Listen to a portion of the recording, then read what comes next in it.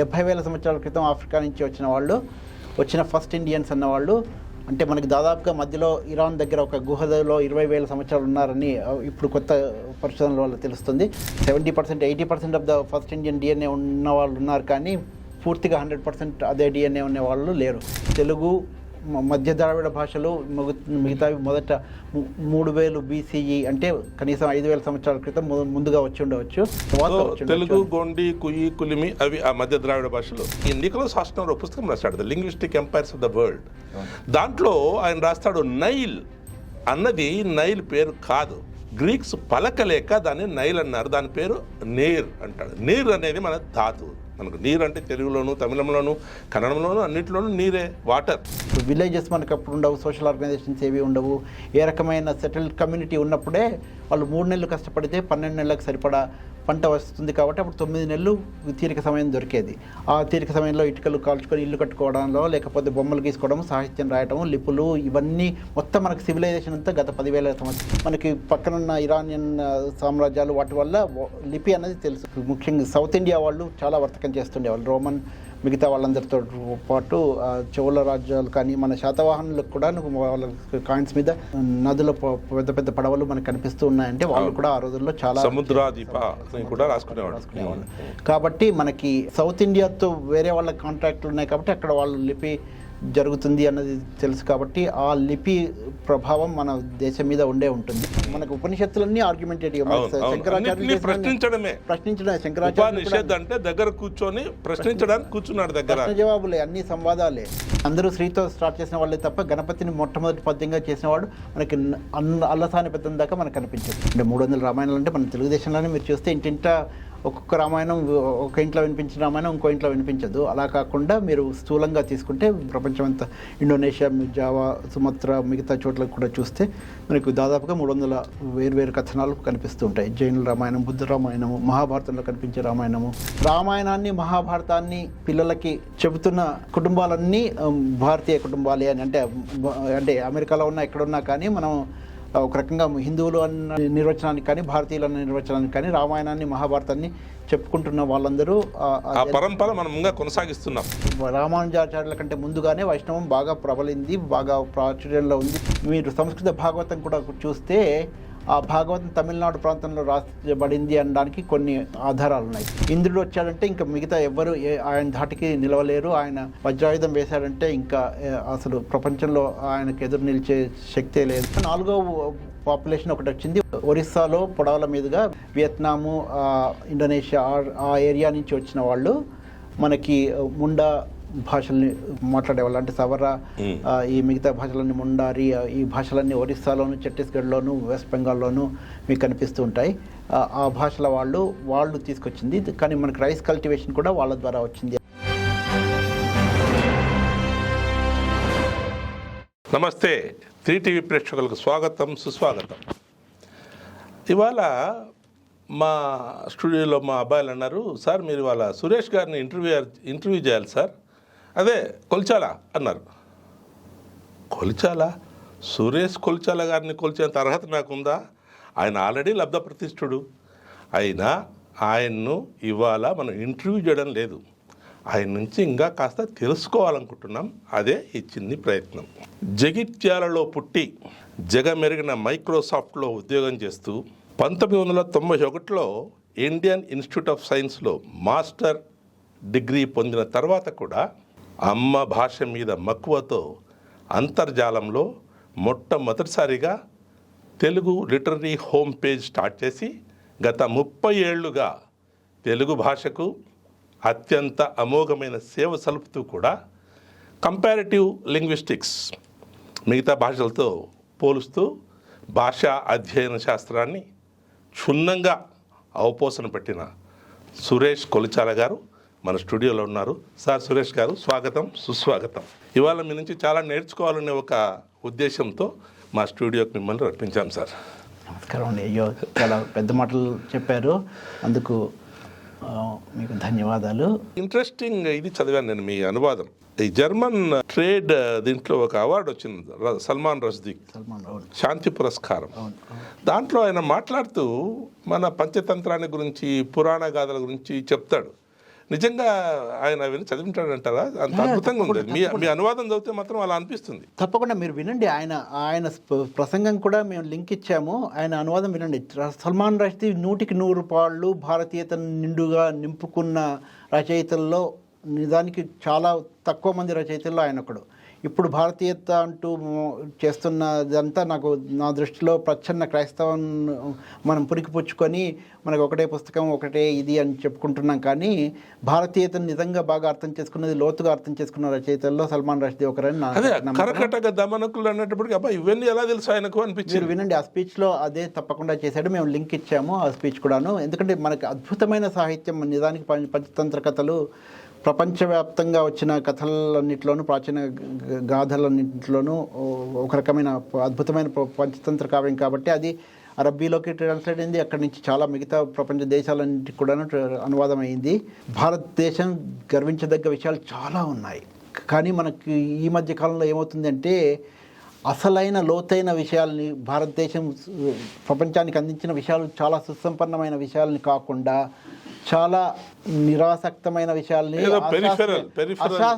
శాస్త్రీయమైన సిద్ధాంతాలను తీసుకొని అన్నీ మా దేశం నుంచే వచ్చాయి, మేము విమానాలు కూడా మేమే నడిపాము అని చెప్పుకునే, అంటే అందరికీ ప్రపంచం దృష్టిలో మనం హాస్యాస్పదం అయ్యేట్టుగా కొంత బిహేవియర్ సాగుతోంది. ఇది కాకుండా మనం లోతైన అధ్యయనాలు చేసుకొని అటువంటి వాతావరణాన్ని నెలకొల్పుకొని ముఖ్యంగా అటువంటి విశ్వవిద్యాలయాలు మనకు కావాలి. ఇప్పుడు అవి మనకు లేవు. ఇక్కడి నుంచి వేరే దేశం వెళ్ళిన వాళ్ళు ఎందుకు అంత ప్రతిభావంతంగా వెలుగుతున్నారు, ఇక్కడున్న వాళ్ళు ఎందుకు వెలగలేకపోతున్నారు అంటే నిజానికి మనకి ఆ రకమైన వాతావరణం లేదు, ఆ రకమైన అధ్యయనాలు లేవు. ఆ రకంగా మీరు ఉపనిషత్తులు ఇవన్నీ చూస్తే గురువుని అయినా ధిక్కరించి ప్రశ్నలు అడగడానికి శిష్యుడు సందేహించని రోజులు. అలాంటి ఆర్గ్యుమెంటేటివ్ ఇండియన్ అని చెప్తూ ఉంటారు కదా మనకి ఉపనిషత్తులన్నీ ఆర్గ్యుమెంటేటివ్. ప్రశ్నించడమే శంకరాచార్య అంటే దగ్గర కూర్చొని ప్రశ్నించడానికి కూర్చున్నాడు. దగ్గర ప్రశ్న జవాబులే, అన్ని సంవాదాలే. ఏమన్నా నచికేతులు కానీ ఇంకెవరైనా అందరూ ప్రశ్నించడమే. కృష్ణుడు కదా అని అర్జునుడు ప్రశ్న అడగకుండా లేదు, నువ్వు ఇదంతా ఎందుకు చెప్తున్నావు, నేను వెళ్ళి సన్యాసిస్తాను అనేది అదే కదా నువ్వు చెప్పేది అని అడుగుతాడు ఓపెన్గా. సో ఆ రకంగా ప్రశ్నించడం అనేది మనకి మూల భారతీయ తాత్వికతలో ఉంది. ఇప్పుడు ఆ ప్రశ్నించడాన్నే వీళ్ళు ఖండించి లేదు ఇది మీరు ఒప్పుకోవాల్సిందే అనడం నిజానికి భారతీయతకి వ్యతిరేకమైన పద్ధతి మనకి ప్రబలుతోంది. అలా కాకుండా మన వారసత్వం కాదది. మన వారసత్వాన్ని మనం తెలుసుకొని మనం భారతీయతని మళ్ళీ ప్రశ్నించకపోతే హేతువాదం లేదు, తర్కం లేదు కదా, తత్వమే లేదు. అమెరికా ఈ మాట సంపాదకుడిగా తర్వాత మన linguistics and languages of south Asia మీద మీరు రాసిన వ్యాసం కూడా మీకు చాలా మంచి పేరు తెచ్చిపెట్టింది. కానీ ఈ సాఫ్ట్వేర్ నుండి భాషా అధ్యయన శాస్త్రం మీద ఎలా ఆ మక్కువ ఎలా? అదే అంటే మీరు చిన్నప్పటి నుంచి అన్నారు కదా, జగిత్యాల పేరు ప్రస్తావించారు కాబట్టి ముందు నుంచి నడుకొద్దాం. నేను పుట్టి పెరిగినప్పుడు నాకు పెద్దగా సాహిత్యం మీద అంటే అంతగా అభిరుచి ఉండేది కాదు. నాకు తెలిసిన విండోస్ ఆ రోజుల్లో అంటే వేటూరి పాటలు వినేవాళ్ళం, చాలా గొప్పగా వేటూరి అభిమాని నేను చిన్నప్పటి నుంచి. తర్వాత ఎండమూరి నవలలు మనకి నాన్ ఫిక్షన్. సో నాకు తెలిసిన సాహిత్యానికి 2 కిటికీలు వాళ్ళిద్దరే. అలా కాకుండా ఇంకొకటి ఏంటంటే జగిత్యాలలో మీకు తెలిసే ఉంటుంది, జగిత్యాల సిరిసిల్ల కల్లోలిత ప్రాంతాలుగా ఉండేవి కాబట్టి అక్కడ ఆర్ఎస్యు పీడిఎస్యు ఈ విద్యార్థి సంఘాలు చాలా ఉధృతంగా ఉండేవి. మా హై స్కూలు కాలేజ్ పక్కనే ఉండేది కాబట్టి కాలేజీలో జరిగిన విషయాలు గొడవలు ఎప్పుడైనా కానీ మాకు హై స్కూల్కి వచ్చి వాళ్ళు అన్ని పాటలు, పద్యాలు, కవితలు ఇవన్నీ వినిపించి చలో పోలీస్ స్టేషన్ అని మమ్మల్ని తీసుకెళ్ళిపోయేవారు అనమాట. ఆ రకంగా నాకు తెలియకుండా తర్వాత నాకు తెలిసింది ఏంటంటే నాకు తెలియకుండానే మొత్తం మరో ప్రస్థానం, మహాప్రస్థానం 2 కంటతా వచ్చేసాయి. ఎందుకంటే వాళ్ళు వచ్చి పాడుతుండేవారు. ఆ రోజుల్లో మాకు మహాప్రస్థానం మా ఊళ్ళో తీసుకెళ్తే మమ్మల్ని అరెస్ట్ చేయడానికి కూడా వెనకాడని పరిస్థితులు అన్నమాట. ఎందుకంటే వాళ్ళ కల్లోలిత ప్రాంతాలు కాబట్టి వాళ్ళకి అడిషనల్ పవర్స్ ఉంటాయి ఏ రకమైన సో అలాంటి పరిస్థితుల్లో నాకు తెలియకుండానే ఒక రకంగా శ్రీశ్రీ కూడా బాగా పరిచయమైన కవి. ఆయన శబ్దలోలత్వం అది నాకు కూడా బాగా అలవడింది. దానివల్లనే అంటే ఆ ప్రజానాట్య మండలి, జననాట్య మండలి మిగతా వాళ్ళు వచ్చి మాకు పాటలు పాడడం బాగా వినోదాలు, ఆ రకంగా కొంత ఆ రకమైన కవిత్వ అబ్బిందని చెప్పుకోవచ్చు. కల్లోలిత ప్రాంతాల నుంచి ఓ పిడికెడు మట్టిని ఎత్తుకురా తమ్ముడు, జగిత్యాల మళ్ళీ నాకు జ్ఞాపకం వస్తోంది అన్నాడు అలిశెట్టి ప్రభాకర్. అందువల్ల జగిత్యాలలో ఎక్కడో ఈ సాహితీ సౌగంధం ఉందన్నమాట.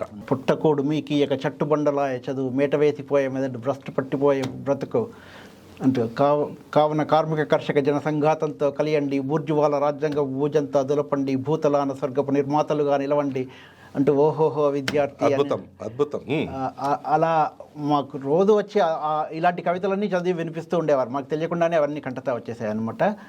అందులో ఉండే నాకు తెలిసి అద్భుతమైన మన ఆధునిక కవిత్వంలో అద్భుతం చందో బందోబస్తుల్ని తెంపుకేసుకుందామని అనుకున్న శ్రీశ్రీ నిజానికి ఆయన చేసిన ఛందస్సుతో ఆయన చేసిన ఎక్స్పెరిమెంట్లు ఇంకెవరు చేయలేదు. మొదట ఛందస్సులోనే రాశాడు కూడా ఆయన.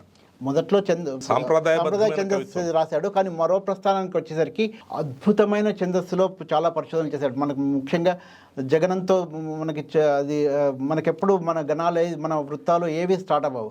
ఆయన రాసినవన్నీ చాలా జగనంతో స్టార్ట్ అవుతాయి. పొలాలన్నీ హలాలు దున్ని ఇలాతలంలో హేమం పిండ జగానికంతా సౌఖ్యం నిండగా విరామం మెరుగుగా పరిశ్రమించి బలం ధరిత్రికి బలి కావించే కర్షక వీరుని కాయం నిండా కాలువ కట్టే ఘర్మజలానికి ఖరీదు కట్టే శరాబు అంటే అలాంటివన్నీ జగనంతో మీకు స్టార్ట్ అవుతాయి చాలా వరకు. ఇంకా ఆయన గురుజాడ అడుగుజాడ అని అన్నాడు, కానీ ఆయన ముత్యాల సరాల్లో ఎక్కువగా రాయలేదు. 3+4 కలిపితే మొత్తం 14 మాత్రలు అవుతాయి.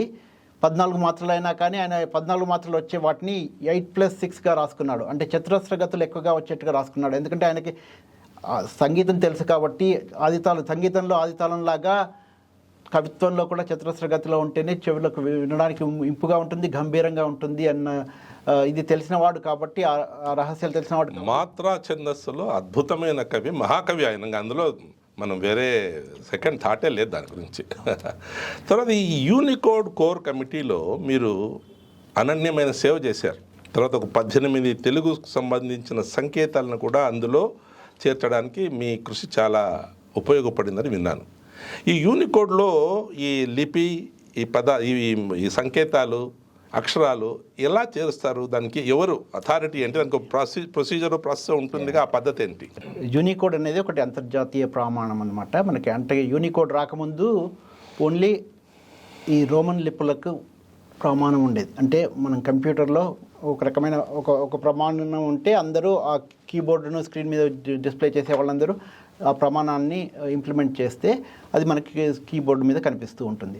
అలా కాకుండా భారతీయ భాషలు కనిపించాలంటే ఓన్లీ రోమన్ లిపులు మాత్రమే ప్రమాణంగా ఉన్న రోజుల్లో మనం దొంగచాటుగా రోమన్ లిపిని మనం బట్వాడా చేసుకొని ఆ అక్షరాల సంఖ్యలలో మన లక్ష్యాలు పెట్టుకొని, అది లేకపోతే అది జిబ్బరిష్గా కనిపిస్తుంది. మన ఫాంట్ డౌన్లోడ్ చేసుకుని అది ఒక రకంగా ప్రమాణం లేకుండా మనం దొంగచాటుగా చేసుకునే వ్యవహారం అనమాట.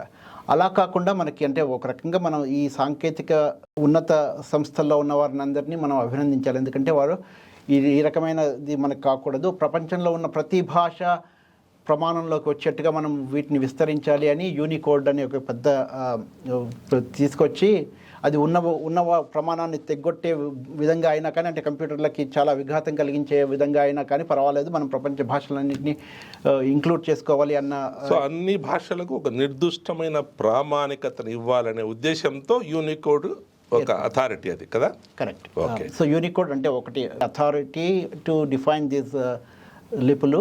తర్వాత ఇంకొకటి ఏంటంటే వీటిని ఇంప్లిమెంట్ చేయడానికి ISO స్టాండర్డ్స్తో మిగతా వాటితో పనిచేసి వాటిని ఇంప్లిమెంట్ చేయించే కమిటీ కూడాను, టెక్నికల్ కమిటీ కూడాను యూనికోడ్లో భాగంగా ఉంటుంది. కాబట్టి మనకి ఆ యూనికోడ్ రావటం అనేది భారతీయ భాషలో ఇప్పటికి మనం తెలుగులో అన్ని కంప్యూటర్లో చూడగలుగుతున్నాము, సెల్ ఫోన్లో చూడగలుగుతున్నాము, ఫేస్బుక్ కానీ ట్విట్టర్ దేంట్లో అయినా కానీ మనకి తెలుగు అక్షరాలు తెలుగుగా కనిపిస్తుంది అంటే అందుకు తప్పకుండా మనం అభినందించాల్సింది. 1980లో స్టార్ట్ చేసి 2000 దాకా పనిచేసిన యూనికోడ్ కమిటీ మనకి 2004 వరకు తెలుగులో, 2000 వరకు హిందీ తమిళంలో ఇంప్లిమెంటేషన్ మనకు వచ్చింది. 2004 వరకు తెలుగులో మనకి రావడం మొదలుపెట్టింది.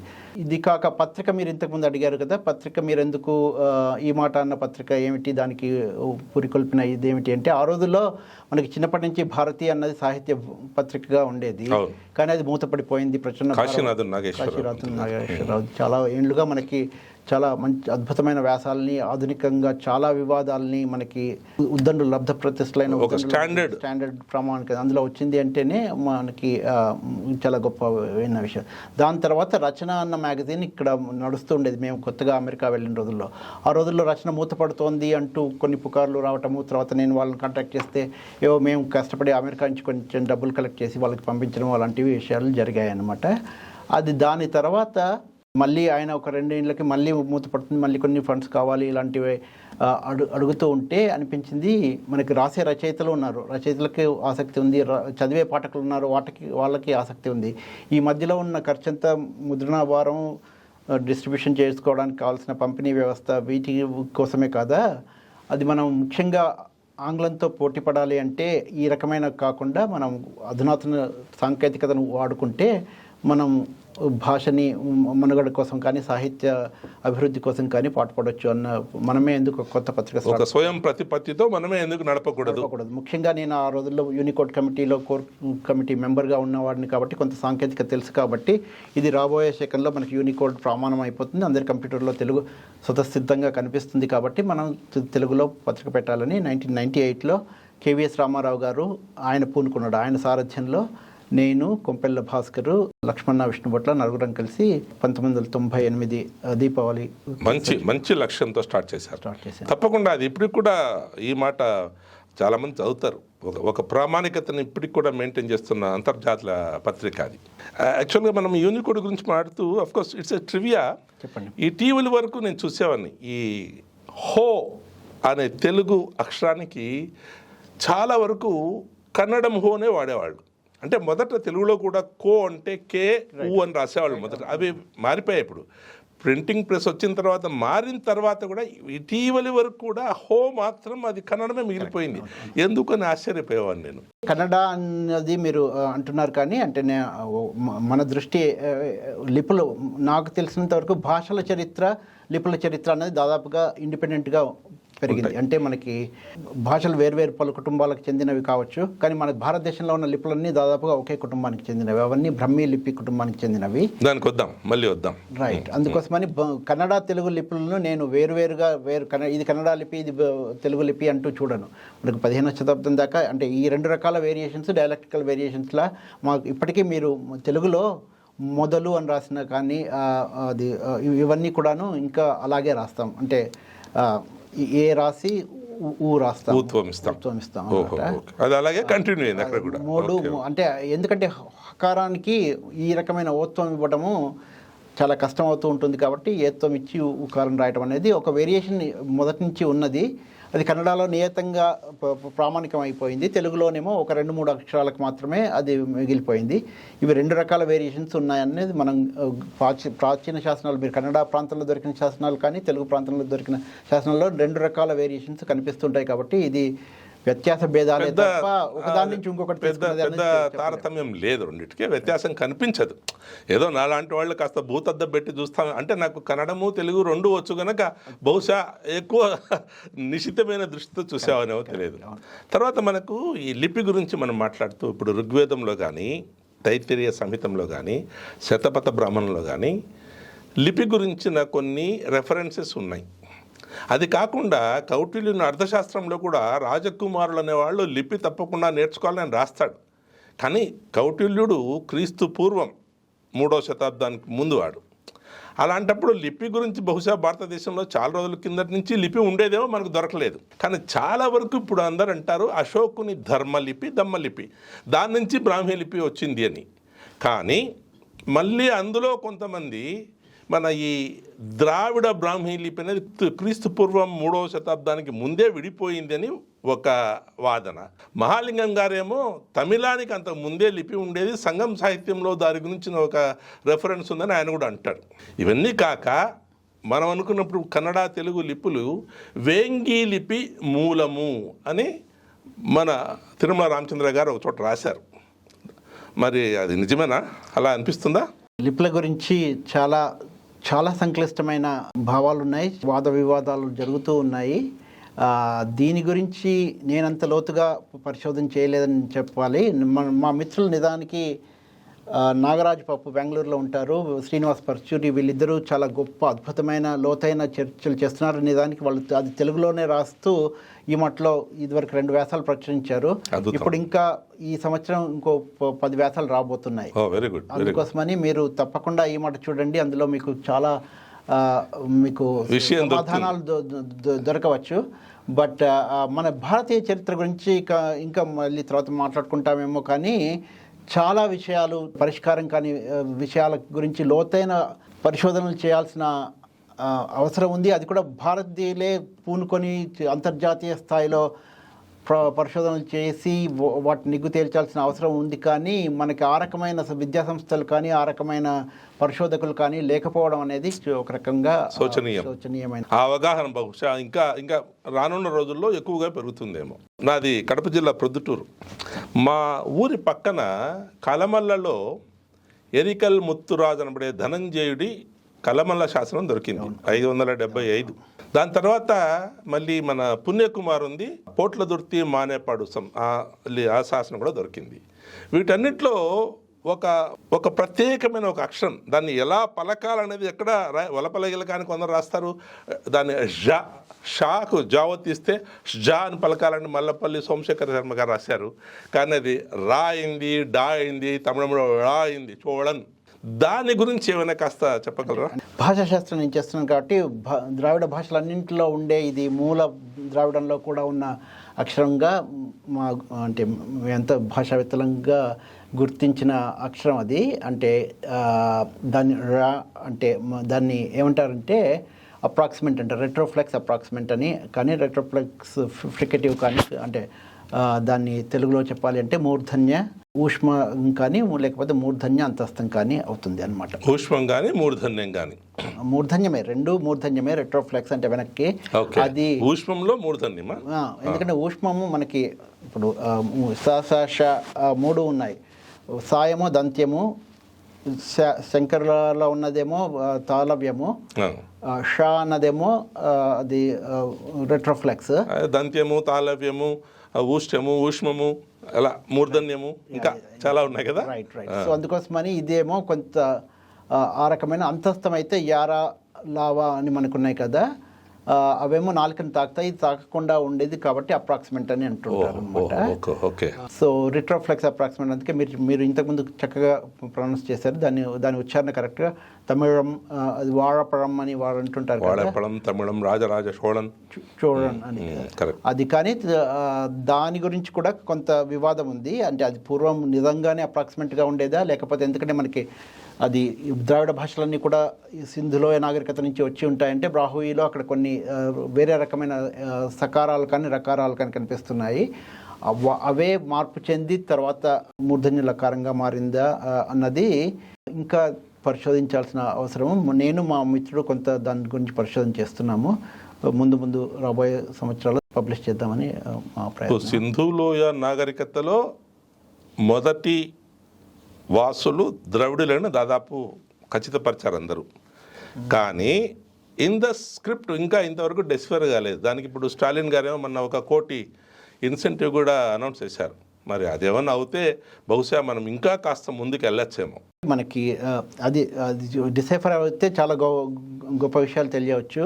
కానీ నేను అనుకోవటం ఏంటంటే దాదాపుగా కొన్ని విషయాలు ఈ పాటికే తెలిసాయి అని నేను అనుకుంటాను. మా మిత్రురాలు ఒక ఆవిడ బెంగళూరులో ఉంటారు, ఆవిడ బాహత ముఖోపాధ్యాయ అన్న ఆవిడ. ఈ పాటికి కొన్ని ఆవిడ అంటే మనకి ఒకటేంటంటే మనకి అకేడియన్, సుమేరియన్, సింధులోయ నాగరికత గురించి చెబుతూ అక్కడి నుంచి వచ్చే వాళ్ళు అక్కడ అంటే మనకి మనులు లాంటి వాటిని మీనా అన్నారు వాళ్ళు. అంటే మనమైతే ఏదైతే మనీ అంటామో వాళ్ళు మీనా అన్నారు వాటిని. ఆ రకమైన పర్ల్స్ కానీ మనులు కానీ లేకపోతే నాణ్యాలు కానీ వాటికి మీనా మన అన్న పదాలు వాడారు. కాబట్టి ఆ లిపుల్లో కనిపించే ఆ చేప బొమ్మలన్నీ కూడాను మనకి అది ఆ రకమైన పర్లు. దాని తర్వాత దాని ఎప్పుడు మీరు చూసినా కానీ సింధులోయ లిపుల్లో చేప పక్కనే ఒక రకమైన నంబర్లు కనిపిస్తూ ఉంటాయి. 4, 5 గీతలు కనిపిస్తూ ఉంటాయి. ఆసక్తికరమైన విషయం. సో దాన్ని బట్టి మనకి 5 ముత్యాలో 10 ముత్యాలనో లేకపోతే వేరే రకమైన ముత్యమనో ఇంకొకటి చేపకే వేరే రకంగా పెడితే సాంకేతికమైన ఇవన్నీ భాషని రిప్రజెంట్ చేసేది కాదు అన్నది ఒకటి. నాకు గురువులుగా నేను చెప్పుకునే 3 వ్యక్తుల్లో విట్సల్ గారు ఒకరు. విట్సల్ వాళ్ళంతా కూడాను అది లిపి కాదు, ఒక రకమైన ఇప్పుడు మనం ఇమోజీలుగా రాసుకుంటున్న అట్లాంటి సాంకేతికమైన ఇప్పుడు రిజిస్టర్ స్టాంప్ పేపర్లు కానీ లేకపోతే ఒక గుర్తులు కానీ కొన్ని ఆ రకమైన సాంకేతికమైన గుర్తులు తప్ప అది భాషను చెప్పే ఇది కాదు అని వాళ్ళు నిర్ధారించారు. ఎందుకంటే దాన్ని లెంత్ని బట్టి వాటిని బట్టి నేను అది సబబే అని నేను అనుకుంటాను. అలాగే ఈవిడ మా మిత్రురాలు బహుత ముఖోపాధ్యాయ చెప్తున్న విషయం కూడా దాదాపుగా అదే. ఆవిడ ఇంకా కొంచెం ముందుకు వెళ్ళి కొన్ని సంకేతాలకు ఆవిడ వివరాలు చెప్పగలుగుతోంది. కాబట్టి నేను ఆ దృష్టిలో మనం పయనించాలి. ముఖ్యంగా మనకి రొజెట్టా స్టోన్ లాంటిది అంటే 2 భాషలు ఉన్న 2 సంకేతాలు 2 ఉన్నవి కనిపించడం లేదు. కాబట్టి అది దొరికితే మిగతా లిపులన్నీ చదవడానికి సానుకూలం కావచ్చు. రొజెట్టా స్టోన్ లాంటిది దొరికితేనే మనకు మిగతా లిపులు చదవడం మనకు సానుకూలమైంది. ఇప్పుడు అది దొరకకపోతే ఇంకొకటి ఏమిటంటే ఇప్పుడు ఈ చేస్తున్న మిగతా అకేడియన్ సుమేరియన్ వాటిల్లో చూసి అది ఈ రకమైన సింబల్స్ ఏ పరిస్థితుల్లో దొరికింది, ఎలాంటి చోట్ల దొరికింది, వాటిని బట్టి మనం కొంత దాన్ని ఇచ్చేసుకోవచ్చేమో. అవి నిజంగా సాంకేతికాలు అయితే మనకి సింధు లోయ నాగరికత గురించి అంతగా చెప్పకపోవచ్చు. ఎందుకంటే సాంకేతికాలు హిందీ వాడైనా, తెలుగు వాడైనా, ఇంకో భాష వాడైనా, అంటే అక్కడ మాట్లాడేది ద్రావిడ భాష అయినా, ఆర్య భాష అయినా, బురుషాస్కి అని ఇంకో వేరే భాష అయినా, ఇంకోటి ఏదో మనకి తెలియని ఈలమైట్ లాంటి భాష అయినా, అంటే కనుమరుగైపోయిన భాషలు ఏదైనా కావచ్చు. మనకి నిజానికి ఇప్పటికీ మనం విధంగా భాష ఇది అని చెప్పుకోలేము. కానీ నా దృష్టిలో నేను చేసిన పరిశోధనలో ఈ మధ్య ఇంకొకటి ఆక్స్ఫర్డ్ అకాడమిక్ దాంట్లో కూడా నా పేపర్ ఒకటి చాప్టర్ పబ్లిష్ అయింది. అందులో ప్రపోజ్ చేసింది ఏంటంటే ద్రావిడ భాషలు తప్పకుండా సింధులోయ నాగరికత నుంచే భారతదేశానికి వచ్చాయి. కానీ 2 పెద్ద విడతలుగా వచ్చి ఉండొచ్చు. మొదటి విడతలో తెలుగు మధ్య ద్రావిడ భాషలు మిగతావి మొదట 3000 BCE అంటే కనీసం 5000 సంవత్సరాల క్రితం ముందుగా వచ్చి ఉండవచ్చు.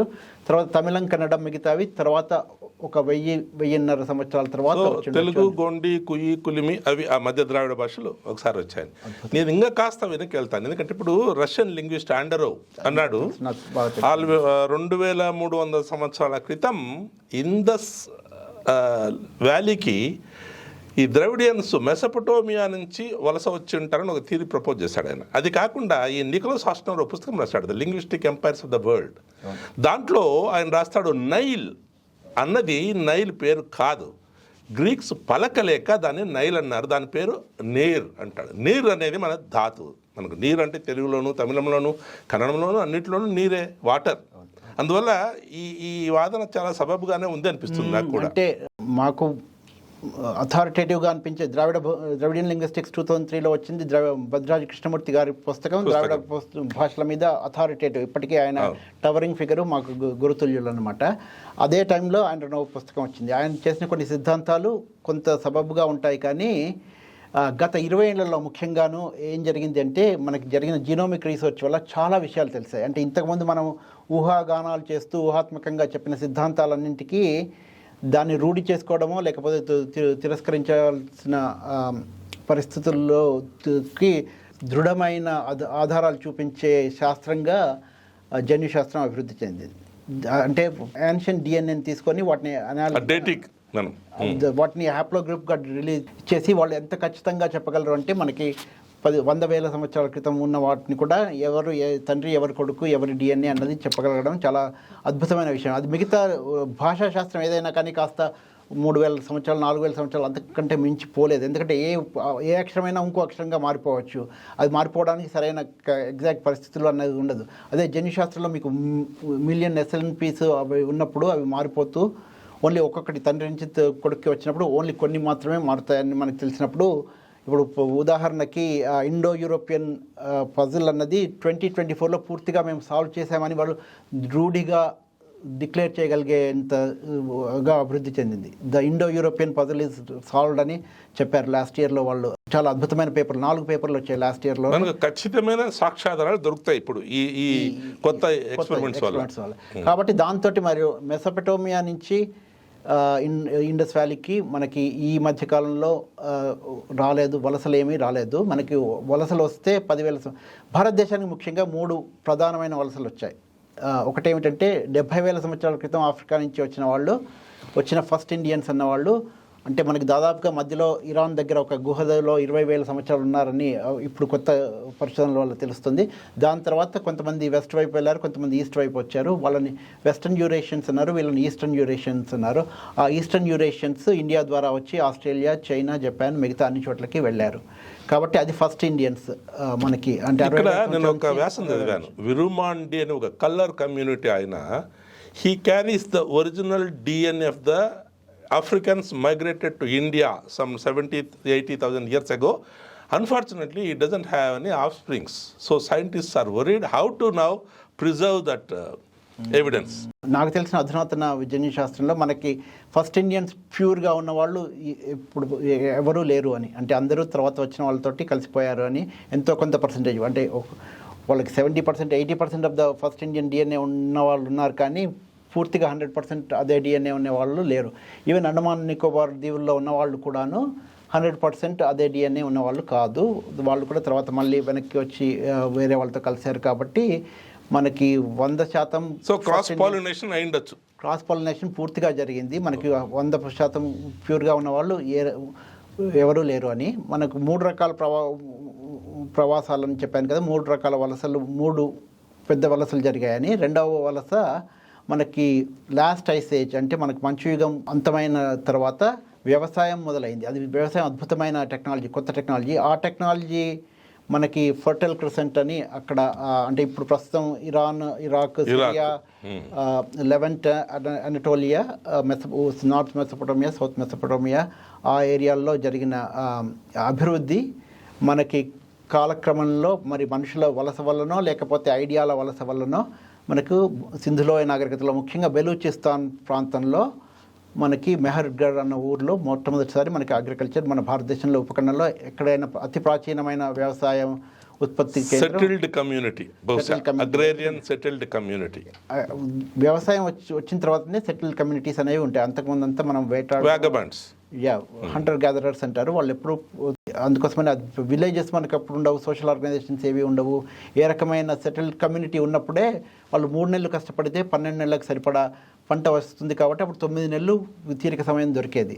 ఆ తీరిక సమయంలో ఇటుకలు కాల్చుకొని ఇల్లు కట్టుకోవడంలో, లేకపోతే బొమ్మలు గీసుకోవడం, సాహిత్యం రాయడం, లిపులు, ఇవన్నీ మొత్తం మనకు సివిలైజేషన్ అంతా గత 10,000 సంవత్సరాలు నేల మీద వేరూరి నెలకొన్న నాగరికత అనేది సెటిల్మెంట్స్, అగ్రేరియన్ సెటిల్మెంట్స్ తర్వాతనే స్టార్ట్ అయిందని అనుకోవచ్చు మనం కదా. అవును. అంతర్జాతీయ నుంచి మళ్ళీ తెలుగుకొద్దాం. చెప్పండి. అది రెండవ పెద్ద వలస. అయితే మూడవ వలస మనకి అది గుర్రాలు, రథాలు తీసుకొని మనకంటే సెంట్రల్ మధ్య ఏషియా నుంచి వచ్చి ఉండవచ్చు. పీపుల్ ఆన్ ద ప్రాన్సింగ్ హార్సెస్ అని రాస్తారు. ఎగ్జాక్ట్లీ. సెంట్రల్ కాకేషియన్ ఇన్వేడర్స్ కింద ఒక థియరీ ఉండేది. అది అంత మాత్రం నిజం ఇంకా తెలియదు. అంటే మనకి ఇన్వేజనో మైగ్రేషనో ఏదో ఒకటి చెప్పుకున్నా కానీ అది మనకి ఒకటేమిటంటే మనకి దానివల్ల ఈ సింధులోయ నాగరికత అంతకంటే ముందే మనకి 200 సంవత్సరాల నుంచి 500 సంవత్సరాల దాకా కరువు కాటకాలు వచ్చి వర్షాలు తగ్గిపోయాయి. దానివల్ల పూర్తిగా వర్షాధారమైన సింధులోయ నాగరికత విచ్ఛిన్నమైపోయింది. అదే నది కూడా కోర్స్ మార్చి నదీ పరివాహక ప్రాంతం మారిపోయి వీళ్ళంతా పాపం చనిపోయారనే ఒక థియరీ కూడా ఉంది. రైట్. సో అది జరిగింది. అది జరుగుతున్న ప్రాంతంలో మనకి వాళ్ళకి కూడా అదే దాన్ని 4.2 ఈవెంట్ అని, అది చాలా ఒక సింధులోయ నాగరికతనే కాకుండా మిగతా నాగరికతల్ని కూడా దాన్ని ప్రభావితం చేసింది. కాబట్టి అన్ని నాగరికతల వాళ్ళు కూడాను ఒక రకంగా వేరే చోటికి వెళ్ళటము, ఇంకో కొత్త ప్రాంతాలను వెతుక్కోవడం అన్నది జరుగుతూ వస్తున్నప్పుడు మనకి ఈ గుర్రాల మీద వాళ్ళు కూడాను వచ్చి ఈ సింధులోయ నాగరికత వాళ్ళతో కలిసిపోవడమో మనకి, అంటే ఏదో ఒక రకమైన, అంటే ఇంకో కొత్త వలస అన్నది మనకి భారతదేశంలో 3వ పెద్ద వలస జరిగింది. ప్రపంచంలో మొత్తం మానవ నాగరికత అంతా migration, cross migration, reverse migration, cross pollination ఇవన్నీ జరుగుతున్నాయి. మనకి ఇప్పుడు మనం ప్యూర్గా ఈ మొదటి విడతలో వచ్చిన వాళ్ళు కానీ, రెండవ విడతలో వచ్చిన వాళ్ళు కానీ, మూడవ విడతలో వచ్చిన వాళ్ళు కానీ ఎవరు 100% ఎవరు కానే కాదు. అందరూ mix of all the 3 mixed races. ఇవి కాకుండా 4వ పాపులేషన్ ఒకటి వచ్చింది. ఓన్లీ అది కొంచెం ఈస్ట్ కోస్ట్లోనే, ఒరిస్సాలో పొడవల మీదుగా వియత్నాము, ఇండోనేషియా ఆ ఏరియా నుంచి వచ్చిన వాళ్ళు మనకి ముండా భాషల్ని మాట్లాడేవాళ్ళు. అంటే సవరా, ఈ మిగతా భాషలన్నీ ముండారి, ఈ భాషలన్నీ ఒరిస్సాలోను, ఛత్తీస్గఢ్లోను, వెస్ట్ బెంగాల్లోనూ మీకు కనిపిస్తూ ఉంటాయి. ఆ భాషల వాళ్ళు తీసుకొచ్చింది. కానీ మనకి రైస్ కల్టివేషన్ కూడా వాళ్ళ ద్వారా వచ్చింది అన్నది చాలా నిరూపితమైన సిద్ధాంతం అన్నమాట. అద్భుతం, చాలా విషదంగా చెప్పారు ఈ విషయాలండి. ఎందుకంటే చాలా వరకు వీటి పట్ల అవగాహన లేనప్పుడు మనకి ఏవేవో నమ్మకాలు, అది శాస్త్రీయంగా సాక్షీభూతమైన సాక్ష్యాధారాలు ఉన్నాయా కూడా ఉన్నా లేకున్నా కూడా ఏదో ఒక నమ్మకాలు, వాటిని మనం శాస్త్రీయంగా పరిశోధించి విషదంగా అర్థం చేసుకున్నప్పుడే మనకు కూడా మన అవగాహన సరిగా ఉంటుంది. నిజమే. ఏంటంటే మనకి ఎందుకో ఈ ఒక్క భారతదేశంలోనే అంటే చరిత్ర పట్ల ప్రతి ఒక్కరికి చాలా ఆసక్తి ఉంది. అంతేకాకుండా మనకి ఎక్కడో బయట నుంచి వచ్చారు అంటే అది నమ్మకూడదనుకున్న అంటే ఒక రకమైన వ్యతిరేకత ఉంది. కానీ మీరు ఎక్కడికి వేరే చోట చూసినా కానీ బ్రిటిష్ వాళ్ళ చరిత్ర చదువుకుంటే వాళ్ళ చరిత్రలో బోలెడన్ని ఇన్వేజన్స్ వచ్చాయనే చెప్పుకుంటారు. వాళ్ళు మొదటి నుంచి వాళ్ళు ఫస్ట్ ఉన్న హంటర్ గ్యాదరర్స్ ఉన్నారు, దాని తర్వాత బ్రిటోన్స్ వచ్చారు, వాళ్ళు వచ్చి కొంత నియోలిథిక్ వ్యవసాయం చేస్తూ వీళ్ళు ఇన్వేట్ చేసి వీళ్ళని ఊచకొత్త కోసారని. ఆ బ్రిటోన్స్ వచ్చిన తర్వాత వాళ్ళు బ్రిటోన్స్ మాట్లాడేది కెల్టిక్ లాంగ్వేజ్, ఆ భాషను పూర్తిగా సమూలం నాశనం చేసి ఆంగ్లోస్ అన్న ట్రైబ్స్, జర్మానిక్ ట్రైబ్స్, సాక్సన్స్ అన్న జర్మానిక్ ట్రైబ్స్, వీళ్ళిద్దరూ వచ్చేసి వీళ్ళందరినీ ఇన్వేట్ చేశారని వాళ్ళు రాసుకున్నారు. Anglo Saxon was the basis of the present British Indian. అంటే మనకు బ్రిటోన్స్ వేరు, ఆంగ్లోస్ వేరు, సాక్సన్స్ వేరు. సో మనం ఇప్పుడేమో ఆంగ్లేయులు ఒకటి, బ్రిటిష్ అన్నా కానీ ఆంగ్లేయులు అంతా ఒకటే అనుకుంటాం, కానీ ఇప్పుడు కాదు. ఆ రకంగా దాని తర్వాత నార్మన్స్ వచ్చారు, తర్వాత రోమన్స్ ఇన్వేట్ చేశారు. వీళ్ళందరినీ ఇన్వేట్ అనే చదువుకుంటారు. బ్రిటిష్ వాళ్ళు హిస్టరీ చదువుకుంటే వాళ్ళు ఇవన్నీ ఇన్వేజన్స్ అని చదువుకుంటారు. వాళ్ళకి పెద్దగా ఏమంత చరిత్రగా చదువుకోవడానికి. Franks also played a very dominant role. దాని తర్వాత ఫ్రాన్స్ అసలు మనకు 15వ శతాబ్దం దాకా 16వ శతాబ్దం దాకా రాయల్ కుటుంబాలు ఇప్పుడు లాటిన్ మాట్లాడేవారు, లేకపోతే ఫ్రెంచ్ మాట్లాడేవారు తప్ప ఇంగ్లీష్ మాట్లాడేవారు కాదు. ఇంగ్లీష్ అంత కామన్. ఇన్ఫాక్ట్ ఆస్ట్లర్ రాస్తాడు, the language that settles is normally the language of the victorious. Very rarely the vanquished languages survived in a very very few geographies అని పర్ఫెక్ట్గా చెప్పారు. అవును, చాలా బాగా రాశాడు పుస్తకం. ఇప్పుడు మన కలమల శాస్త్రము, మానేపల్లి శాస్త్రంలో ద్విరథగతి రగడ ఉంది అని దేవరపల్లి వెంకటకృష్ణారెడ్డి గారు రాస్తారు. అంటే అది కాస్త ఈ చందో పరిమళాలు ఉన్నాయి అందులో అని. ఛందస్సు మనకి చాలా ప్రాచీనంగా ఉందండి. 10,000 అయితే మనకి చాలా ప్రాచీనం అనిపిస్తుంది. అంతే తప్ప 500 అన్నది చాలా అధునాతనమైన సంవత్సరమే. మనకు అంతకంటే ముందు నుంచి మనకి సంస్కృతంలో కనిపిస్తున్నాయి. సంస్కృతం కంటే ముందు అంటే దేశీ ఛందస్సు ఉండేది అన్న లక్షణాలు కూడా మనకు ప్రాకృతంలో కనిపిస్తున్నాయి. కాబట్టి అంతకుముందు మనకు రగడలు ఉన్నాయని కానీ, లేకపోతే దేశీ ఛందస్సు ఉంది అంటే నమ్మడంలో నాకేం ఆశ్చర్యం లేదు. మనకి సంఘ సాహిత్యం కానీ మనం పాడుకునే పాటల్లో కూడా చూడండి చక్కటి ద్విపదలు కనిపిస్తుంటాయి. మనకి అన్ని రకాల ఛందస్సులు మన స్త్రీల పాటల్లో కనిపిస్తుంటాయి, చాలా ప్రాచీనంగా వచ్చాయి. కాబట్టి దేశీ ఛందస్సు ఎప్పటి నుంచో ఉందంటే నమ్మడం పెద్ద ఆశ్చర్యం. అదే నేను చదివిన దాంట్లో కేవలం మన అలసత్వం వల్లే పుస్తక రూపమైన సాహిత్యానికి ముందు ఉన్న చాలా మటుకు జానపద సాహిత్యం మనకు దొరకకుండా పోయింది అనే ఒక అపవాదం మాత్రం అప్పుడప్పుడు వింటుంటాను నేను. నన్నయ్య కంటే ముందరు కూడా వ్యక్తులు ఉన్నారు, వాళ్ళు కూడా రాశారు, మనకు దొరకలేదు. తప్పకుండా జానపద ప్రతి పెళ్లిలో, పేరంటంలో అన్నిట్లోనూ పాటలు పాడేవాళ్ళు, అవి మనకు దొరకలేదు. నన్నయ్య మీరు సాహిత్యం చూస్తే ఆయన మొట్టమొదటిసారి రాయటం లేదు, అంతకంటే ముందు బోల్డంత పెద్ద సాహిత్యం ఉండేది అని మనకి ఈజీగా తెలిసిపోతుంది. లేకపోతే ఆయన అవన్నీ క్రియేట్ చేసినవి కాదు. అంతకు ముందు నుంచి మనకి శాసనాల్లో సీస పద్యాలు ఉన్నాయి, తరోజ పద్యాలు ఉన్నాయి, మనకి కంద పద్యాలు, ఆట వెల్లదులు అన్నీ ఉన్నాయి. కాబట్టి మనకి ఒక 500 సంవత్సరాల నుంచి మనకి పద్యరచన తెలుగులో ఉందని చెప్పుకోవచ్చు ఖచ్చితంగా. అంతకంటే ముందు నుంచి మనకి మౌఖిక సాహిత్యం ఉండేదని తప్పకుండా. మనకి భాషాశాస్త్రపరంగా తెలుగు కనీసం 1500 BC నుంచి స్వతంత్ర ప్రతిపత్తి ఉండొచ్చు అని మనం చెప్పుకోవడానికి ఆస్కారం ఉంది. పుస్తకస్తు విద్య పరహస్తగతం ధనం అనే ఒక శంకతో కూడా మన వాళ్ళు చాలా వరకు వాళ్ళకి తెలిసిన విషయాలను కూడా పుస్తక రూపంలో తెచ్చేవాళ్ళు కాదు అని ఒక అపవాదం ఉంది. అల్బెరూనస్ ఇండియా అనే పుస్తకంలో కూడా బెరూని రాస్తాడు, వీళ్ళు చాలా మేధావంతులు, కానీ డాక్యుమెంటేషన్ ఎందుకో చేయరు, వేరే వాళ్ళు నేర్చుకుంటారనే భయమో ఏమో అంటాడు. మనకి పుస్తకానికి, గ్రంథ రచనకి, లిపి చరిత్రకు కూడా చాలా సంక్లిష్టమైన చరిత్ర ఉంది. దానికి కూడా చాలా రకమైన వాదాలు వివాదాలు ఉన్నాయి. దీనికి కూడా మా మిత్రులు చేస్తున్న పరిశోధనలో మంచి సమాధానాలు ఉన్నాయి. అంటే లిపి మనకి బయట నుంచే వచ్చిండవచ్చు, ఎందుకంటే సింధులోయలో సంకేతాలు వాడినా కానీ తర్వాత వచ్చిన ఎందుకో మనకి మధ్యలో కొంత డార్క్ పీరియడ్ లాంటిది ఏర్పడి దాని తర్వాత వచ్చిన సమాజాలు ఏవి రాత గురించి పెద్దగా పట్టించుకోలేదు, రాత అంతగా తెలిసినట్టుగా కూడా లేదు అన్నది మనకి తెలుస్తూ ఉంటుంది. దాని తర్వాత మనకి పక్కనున్న ఇరానియన్ సామ్రాజ్యాలు వాటి వల్ల లిపి అన్నది తెలుసు. కాబట్టి పాణిని కూడా లిపి అన్నది మీరు మెన్షన్ చేశారు, ఇంతకుముందు చెప్పారు. మనకి మిగతా అర్థశాస్త్రం అవన్నీ తర్వాత వచ్చినవి. కాబట్టి ఒక రకంగా కొంత లిపి తెలిసే ఉంటుంది. ముఖ్యంగా వర్తకులకి అంటే మనం ముఖ్యంగా సౌత్ ఇండియా వాళ్ళు చాలా వర్తకం చేస్తుండేవాళ్ళు. రోమన్ మిగతా వాళ్ళందరితో పాటు చోళ రాజ్యాలు కానీ మన శాతవాహనులకు కూడా వాళ్ళ కాయిన్స్ మీద నదుల పెద్ద పెద్ద పడవలు మనకు కనిపిస్తూ ఉన్నాయంటే వాళ్ళు కూడా ఆ రోజుల్లో చాలా సముద్రాదీప కూడా రాసుకునేవాళ్ళు. కాబట్టి మనకి సౌత్ ఇండియాతో వేరే వాళ్ళ కాంట్రాక్ట్లు ఉన్నాయి కాబట్టి అక్కడ వాళ్ళు లిపి జరుగుతుంది అన్నది తెలుసు. కాబట్టి ఆ లిపి ప్రభావం మన దేశం మీద ఉంటుంది. కాబట్టి లిపి అన్నది ఒక రకంగా ఇరానియన్ పదాన్ని మనం బారో చేసుకున్న సంస్కృతం ద్వారా వచ్చింది అని అనుకుంటారు.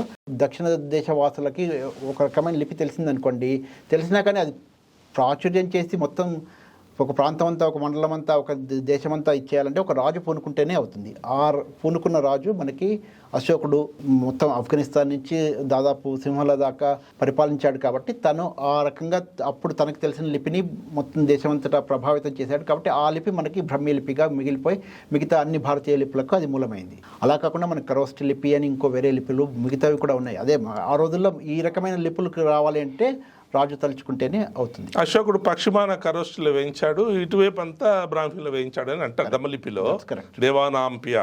తర్వాత సౌత్ ఇండియా నుంచి అటువైపు చాలా వాణిజ్య పరమైన సంబంధాలు ఉన్నాయని దానికి మన ఇది కూడా చెప్తారు కదా. కింగ్ సాలమన్ అరైసిని రైస్ అని పలికిన వ్యక్తి. అరైస్ అనే తమిళ పదం బియ్యం, మన బియ్యాన్ని రైస్ అని మొట్టమొదట సాలమన్ అన్నాడు అంటారు. అది ఎంత మాత్రం నిజమో తెలియదు, కానీ చాలా వరకు అది దానికి ఒక ప్రామాణికత ఉంది. కానీ దానికి కూడా సౌత్ వర్త్ అన్న ద్రవిడియన్ భాషా శాస్త్రవేత్త నిజానికి వరించి అన్నది మూల పదం. వకారం వాళ్ళకు వకారం లుప్తమైనప్పుడు అరిచి అని వాళ్ళకి వచ్చింది. మనకి ఇప్పటికీ వరికి అని మనకి తెలుగులో వరిగేలు అని కూడా ఉంటారు. కాబట్టి ఈ రకమైన ధాన్యాన్ని, అంటే వరి అంటే బియ్యమే కావాల్సిన అవసరం లేదు, ఎన్ని రకమైన ధాన్యాలని వరి అని వాడతారు గ్రెయిన్ కి. సో దానికి కూడాను మళ్ళీ అది వరియే ఒరింజే అయింది, వృహి అయింది సంస్కృతంలోకి. కాబట్టి అంటే ద్రావిడ భాష ఇంట్రెస్టింగ్, మన వరి అన్న అది వృహి అన్న సంస్కృతంలో ఇరానియన్లోకి వెళ్ళిపోయి అది వెరహి అని అయింది. కాబట్టి ఆ వరించి అన్నది మూలం కావచ్చు మన భారతీయ భాషల్లో అన్నింటిలోకి అన్నది. అది మీకు అరిచి, అది మనకు అరిసెలు అన్నది కూడాను బియ్యంతో చేసే బియ్యపిండితో చేసేది, అవన్నీ కూడాను సంబంధితమైనవే. మనకి వడ్లు అన్నది కూడా వరికి బహువచనంగా మనం తెలుగు వాళ్ళు చేసుకున్నది వడ్లు అయింది. సో ఈ రకంగా ఇవన్నీ సంబంధిత పదాలే. మనకి ఎక్కడి నుంచో వచ్చాయన్నది కొంచెం లోతైన పరిశోధనలు ఇంకా చేయాల్సింది. ఏంటంటే అతిరసాల నుంచి అరిసెలు వచ్చాయని మేము అనుకునేవాళ్ళం. మేము రాయలసీమలో అత్తరాసలు అంటాం అరిసెల్ని. మీరు ఇప్పుడు అరైసి నుంచి అరిసె, బాగుంది, చాలా బాగుంది, వెరీ లాజికల్. ముఖ్యంగా పండితులు ఒక నిరుక్తులు అని నేను చెప్తూ ఉంటాను. ఏమిటంటే మన పండితులే పదాలకి, తెలుగు పదాలకు కూడాను, అచ్చ తెలుగు పదాలకు కూడాను సంస్కృత ధాతువుల్ని చేర్చి దాన్ని ఏదో చాలా కృత్రిమంగా, చాలా కృతకంగా వివరించి దాన్ని చాలా పాపులరైజ్ చేసి ఇప్పుడు జనాలందరూ అదే నమ్మేట్టుగా చేసేయడం అనేది ఒక రకమైన శోచనీయమైన, అశాస్త్రీయమైన ఎటిమోలాజికల్ నాన్సెన్స్ అంటారు కదా కొంతమంది, దాన్ని ఫోక్ ఎటిమాలజీ అంటుంటారు భాషావేత్తలు. ఎందుకంటే భాషాశాస్త్రంలో చాలా నియతమైన సూత్రాలు ఉంటాయి. ఈ సూత్రాలు పాటిస్తేనే ఉత్పత్తిని ఒకదాని నుంచి ఇంకోదానికి వివరించవచ్చు, లేకపోతే అది కాదు అన్నది చాలా గట్టిగా భాషావేత్తలు పట్టుపట్టే విషయం. దాని గురించి నేను వ్యాసాలు కూడా ఇదివరకు రాశాను. నేను మీ గురించి ఇంకోటి చదివాను. కల్ తోండ్ర మణ్ తోండ్ర మున్నై తోండ్ర మొళి తమిళ మొళి అని తమిళ వాళ్ళు చెప్పుకుంటారు. కానీ మీరు తమిళముతో తెలుగు ప్రాచీనతను బేరీజు వేస్తూ కొంత పరిశోధన చేశారు చదివాను. అదేంటి కాస్త మాత్రం చెప్పగలరా? తమిళము తెలుగుతో పాటు సోదర భాషే కానీ జనక భాష కాదు అన్నది నేను చెప్పడమే కాదు, చాలా కాలం నుంచి భాషావేత్తలందరూ చెప్తున్న విషయమే. ఇందులో నేను కొత్తగా పరిశోధన చేసింది ఏం లేదు. నేను ఉన్న పరిశోధనలనే కాస్త జనరంజకంగా దాని గురించి వ్యాసాలు రాసి ఉండవచ్చు. కానీ మనకి గంటి సుజ్జోగి సోమయాజి గారి గురించి కానీ, అంతకంటే ముందు అదే మనకి భద్రాజి గారు కానీ, అంతకుముందు ఏమన్నా వీరంతా కూడాను చూసి పరిశోధనలు చేస్తే తమిళం మూల భాష కాదు, తమిళంలో లేని లక్షణాలు వేరే ఇతర భాషల్లో ఉన్నాయి. ఇప్పుడు కివి అన్నది చెవి అన్నదానికి అది కన్నడలో కకారంగానే ఉంది. తమిళంలోను తెలుగులోను మిగతా వాటిలో తాళవ్యీకరణ చెంది కకారం చకారంగా మారింది. తమిళంలో కూడా కై అన్నది చెయ్యి, అలాంటివన్నీ ఈ రకమైన ఒక్కటే కాకుండా మనకి ఇప్పుడు ఎక్స్క్లూజివ్ ఇంక్లూజివ్ ప్రొనౌన్స్ ఉంటాయి. అంటే మేము మనము అన్నది తెలుగులో మిగతా వాటిల్లో చాలా విస్తారంగా మిగిలిపోయింది. అంటే తెలుగులో ఉన్న ఇది వేరే ఏ భాషలో కనపడదు. క్రియారూపాల్లో కూడాను చాలా మేము వెళ్తాము, మనము వెళ్దాము అన్నది ఆ రకమైన క్రియల్లో కూడాను మార్పు ఉండే కాంజుగేషన్, అది మూల ద్రావిడ భాషలోని లక్షణాలని తెలుగు సూచిస్తూ ఉంది. తమిళంలో ఆ రకంగా మిగలలేదు. ఇప్పటికి వాడు ఊరికే యాంగల్ నాంగల్ అని అంటుంటారు తప్ప కూడా లేదు. కన్నడలో నమ్మ అనేది రెండింటికి ఒకటే, మేము మనము. హలగన్నడలో ఉండేది కానీ ఇప్పుడు లుప్తమైపోయింది. ఇవన్నీ చూస్తూ ఉంటే ఇవన్నీ ప్రాచీన లక్షణాలను బట్టి మనం ఒక మూల భాషని నిర్మిస్తే ఆ మూల భాషలో ఉండే లక్షణాలు ఏవి అన్నిట్లోనూ లేవు కాబట్టి ఒక మూల భాష ఉండేది, వాటి నుంచి ఇవన్నీ వచ్చాయి. కొన్ని లక్షణాలను అవి నిలుపుకున్నాయి, కొన్ని లక్షణాలు లుప్తమైపోయాయి. కాబట్టి ఇవన్నీ సోదర భాషలే కానీ ఏవి మూల భాషలు కావు, జనక భాష అని చెప్పలేము. తర్వాత ఇంకొక ఇంట్రెస్టింగ్ థింగ్, మీరు వెంకటంలో కొండలరాయుడు గురించి ఒక వ్యాసం మీరు అనువాదం చేశారు. వెల్చేర్ నారాయణరావు షుల్మాన్ గారు రాసిన ఒక వ్యాసంలో, దాంట్లో చిలప్పధికారం తమిళంలో చాలా ప్రాచీనమైన సాహిత్యం అది. అందులో అప్పటికే వేంగడం ఉండేదని, బహుశా ఆ సమయానికే విష్ణుమూర్తి అనే ఒక రూపం ఆల్రెడీ ఒక ప్రతిమ ఉండేదని మీరు ఆ అనువాదంలో పేర్కొన్నారు. కానీ ఇటీవల నేను ఒక టాక్సానమీ సైంటిస్ట్ నుండి కేఎన్ గణేశయ్య అని, కన్నడంలో మంచి రచయిత, ఆయన కరిసిరియానా అనే పుస్తకంలో రాస్తాడు, ఈ వెంకటేశ్వరుడికి కళ్ళ పైన నామాలు ఉండడము కేవలము రామానుజాచార్యుల వారు చేసిన కొన్ని మార్పుల్లో ఈ శంఖము చక్రము ఇవన్నీ వచ్చాయి. యాక్చువల్గా అక్కడ ఉన్న ప్రతిమ మోస్ట్లీ బుద్ధుడి అవలోకితేశ్వరుంది అనే ఒక అపవాదం ఉంది అని ఆయన రాస్తాడు. ఇటీవలే దేవనూరు గారు కూడా వీడియోస్ పెట్టారు కొన్ని, ఇది బుద్ధుడి ప్రతిమ వెంకటేశ్వరుడిగా తర్వాత మారాడు అని. అది ఎంత మాత్రం సబబు అనిపిస్తుంది?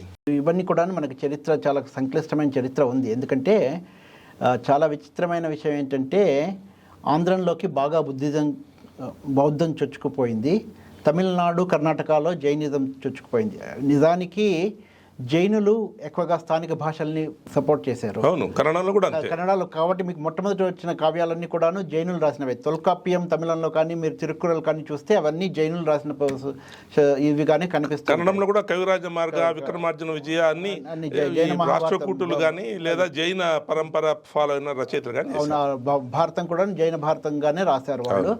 కాబట్టి మనకి తెలుగులో దురదృష్టవశాత్తు ఏమిటంటే మనకి బౌద్ధ పాలైపోవడంతో బౌద్ధులు ఒక రకంగా మనకి కొంత చాదస్తంగా వాళ్ళు పాలి లేదా ప్రాకృతం లేదా సంస్కృతం మాత్రమే రాయాలి, అందులోనే రాయాలన్న వాళ్ళు ఆర్య భాషలు అని స్పెసిఫిక్గా చెప్పుకున్నారు, ఆర్య భాషల్లోనే రాయాలని. కాబట్టి మనకి ఆ రకంగా మనం మనకి సింహలానికి మీరు నిజానికి ఇప్పటికీ చూస్తే మేము ఇంకొక పరిశోధన పత్రం పనిచేస్తున్నది ఏంటంటే చాలా విచిత్రంగా విజయనగరం ఆ చుట్టుపక్కల ఉండే ఊళ్ళ పేర్లు కొన్ని సింహలాలో కనిపిస్తుంటాయి, చాలా ప్రాచీనమైన ఊళ్ళ పేర్లు. ఆసక్తికరంగా ఉంది. అంటే మనకి సింహలానికి ఆంధ్రానికి చాలా సంబంధాలు ఉండేవి. బౌద్ధం సంబంధించిన వాళ్ళు ఆంధ్రదేశం నుంచి వచ్చారని వాళ్ళు, ఎందుకంటే సింహలంలో చరిత్రను వాళ్ళు చాలా విపులంగా డాక్యుమెంట్ చేస్తారు. చాలా మంది క్రికెటర్స్ పేర్లు కూడా ఈ రణతుంగ కన్నడం పేర్లకు చాలా దగ్గరగా ఉంటాయి, రణతుంగ. సో ఆ రకమైన అన్ని రకాలుగా మనకి ఉన్నాయి. కానీ దురదృష్టవశాత్తు తెలుగు బౌద్ధుల పాలవడంతో మనకి తెలుగు భాష ముందుగా రాకపోవడానికి కూడా ఒక కారణం కావచ్చు.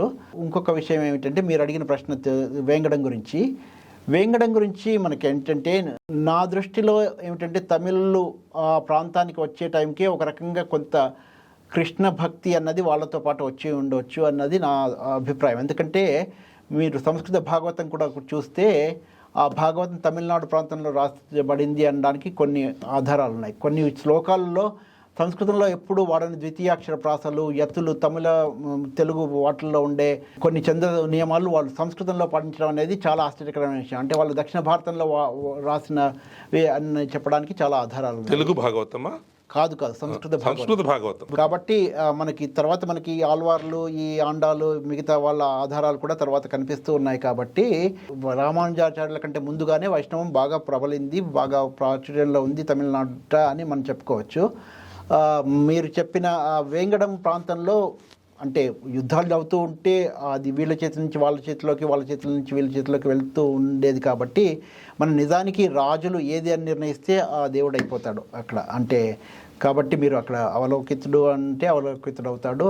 అంటే అంతకుముందు పల్లె ప్రజలు వాళ్ళు ఏమని పేరు పెట్టుకొని వాళ్ళు దాన్ని పూజించేవారు, ఏదో ఒక రకమైన పూజలు జరిగే, అది ఒక పవిత్రమైన, ఎందుకంటే చాలా ఎత్తైన ప్లేస్లో ఉంది కాబట్టి దానికి ఒక రకమైన పవిత్రత ఆపాదించింది. మీరు ఇప్పుడు అయ్యప్ప చూసినా కానీ మిగతా వాటిని చూసినా కానీ మీకు అందులో ఉండే ఒక ప్రాచీన నాగరికత, ప్రాచీనమైన దేవతా సంప్రదాయం మనకు కనిపిస్తూ ఉంటుంది. దాన్ని మనం ఒక రకంగా మోడర్నైజ్ చేసుకోవడం, అంటే ఏ ద్రావిడులు కూడా బయట నుంచి వస్తుంటే వాళ్ళు ద్రావిడైజ్ చేసుకున్నారు, దాని తర్వాత సంస్కృతైజ్ అయ్యింది అన్నది మనం చెప్పుకోవచ్చు. ఇప్పుడు కూడా తమిళంలో వెన్ అంటే నార్త్, వేంగడం, వెంకటేశ్వరన్, వెన్ అంటే నార్త్, తెన్ అంటే దక్షిణం అనే అర్థంలో వాడతారు. కరెక్ట్. కానీ అంటే అది కాడు అంటే మనకు మామూలుగా కాడు చాలా ఉన్నాయి కాబట్టి వాకాడు, పాకాడు, ఇవన్నీ కాడు, నాడు. నాడు అంటే ప్రజలు నివసించేది, కాడు అంటే అడవి నివసించేది. కాడు ఇప్పుడు కూడా మిగిలిపోయింది కన్నడంలో, తమిళంలో, తెలుగులో కూడా. తెలుగులో చాలా రేర్ గా యూజ్ చేస్తాం. వల్లకాడు, వల్లకాడు అన్న దానికే వాడుతుంటారు కాబట్టి వాళ్ళ కాటికి పోతున్నాడు అంటే వాళ్ళ కాటికి పోతున్నాడు అనే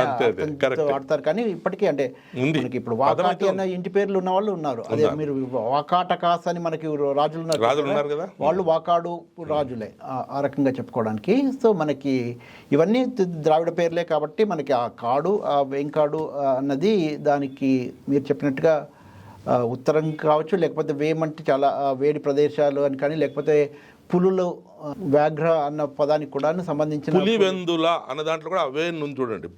పులులు ఉండే వేన్ అనే ఒక వాదన ఉంది. బట్ పులివేన్ అనే ఒక రాజు ఉండేవాడు కూడా ఇంకొక అర్థంలో మాట్లాడతారు. సో ఇవన్నీ ఏమిటంటే మనకి ఇంకో 2-3 ఆధారాలు తెలిస్తే కానీ ఇది కాదు అని రూఢిగా మనం చెప్పలేము. ఇవన్నీ ఊహాత్మకంగా స్పెక్యులేటివ్ థియరీస్ అని అనుకుంటుంటాము. సో వీటన్నిటిని నిర్ధారించడానికి మనకి లోతైన పరిశోధనలు కావాలి. అన్ని రకాలుగా అన్ని భాషల నుంచి, ముఖ్యంగా సాహిత్య ఉన్న భాషలే కాకుండా సాహిత్యేతర భాషల నుంచి కూడాను పదాలని చూసి వాళ్ళు ఎలా వాడారు అన్నది మనం చేసుకోగలిగితే మనకి కొన్ని నియమితమైన ఆధారాలు, సమాధానాలు కూడా దొరుకుతాయని చెప్పుకోవచ్చు. నిజమే. అగనానూర్ పురణానూర్ ట్రాన్స్లేట్ చేసిన మన అత్తిపాటి కృష్ణస్వామి రామానుజన్ ఉన్నారు కదా, ఆయనకు మీకు చాలా పోలికలు ఉన్నాయనిపించింది. ఆయన కూడా తమిళంలో, కన్నడంలో కొంత సాహిత్య సేవ చేశాడు, వాటి నుంచి ఇంగ్లీష్లో ట్రాన్స్లేట్ చేశాడు. ఆయన కూడా అమెరికాలో ఉండేవాడు. మీరు కూడా తమిళాన్ని నుంచి, కన్నడ నుంచి కొన్ని అనువాదాలు చేశారు. ఎక్కడో ఆ పోలికలు ఉన్నాయేమో అనిపించింది. అందరం ఆఫ్రికా నుంచి వచ్చిన వాళ్ళమే కాబట్టి అందరం మనం బంధువులమే. అంటే నిజమే, అన్ని రకాలుగా చూసుకున్నా అంతా అద్వైతమే అనుకుంటే అందరం భగవంతునిలో భాగమే కాబట్టి మనం అందరం కలిసే ఉన్నాం. ఉదార చరితానంతు సుదైక కుటుంబం. ఎగ్జాక్ట్లీ. అది తర్వాత ఆయన ఒక కాంట్రవర్షియల్ ఎస్సే రాశాడని విన్నాను ఈ రామాయణం గురించి రాస్తూ. ఎన్ని రామాయణాలు ఉన్నాయన్నాడు, ఎందుకు కాంట్రవర్సీ అయింది? అంటే 300 రామాయణాలు అంటే మన తెలుగుదేశంలోనే మీరు చూస్తే ఇంటింట ఒక్కొక్క రామాయణం, ఒక ఇంట్లో వినిపించిన రామాయణం ఇంకో ఇంట్లో వినిపించదు. అలా కాకుండా మీరు స్థూలంగా తీసుకుంటే భారతదేశం అంతా చూస్తే, భారతదేశం కాదు ప్రపంచం అంతా, ఇండోనేషియా, జావా, సుమత్రా, మిగతా చోట్లకు కూడా చూస్తే మనకు దాదాపుగా 300 వేర్వేరు కథనాలు కనిపిస్తూ ఉంటాయి. జైనుల రామాయణం, బుద్ధ రామాయణము, మహాభారతంలో కనిపించే రామాయణము, మిగతావన్నీ తీసుకుంటే.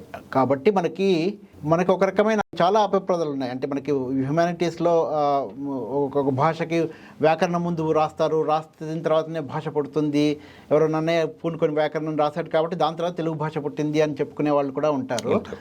అలాగే మనకి వాల్మీకి ముందు రామాయణం రాశాడు, దాని తర్వాత మిగతా వాళ్ళు దాన్ని మార్చుకొని రాసుకున్నారు అన్నది ఒక రకమైన కథ.